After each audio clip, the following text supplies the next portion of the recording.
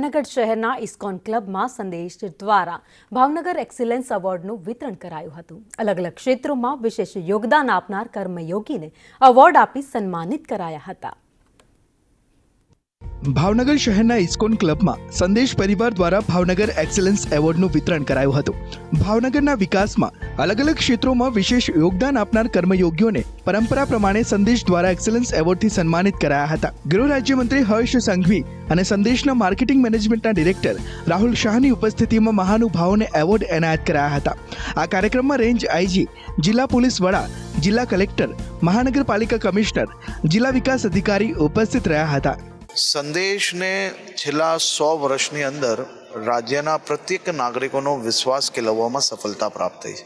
આજે સંદેશ પરિવાર દ્વારા સંદેશ એક્સિલન્સ એવોર્ડ્સ ભાવનગર ખાતે જે કાર્યક્રમનું આયોજન કરવામાં આવ્યું હતું તેમાં ખાસ કરીને આ વિસ્તારના સૌ સાહસિકોનું સન્માન કરવામાં આવ્યું, જેથી આ સાહસિકો જે સામાજિક કાર્યકર્તાઓ છે આ બધા જ લોકો પોતપોતાની ફિલ્ડમાં વધુ સારું કાર્ય કરી શકે તે માટે પ્રોત્સાહન પૂરું પાડવા બદલ સંદેશ પરિવારનો ખૂબ ખૂબ આભાર માનું છું।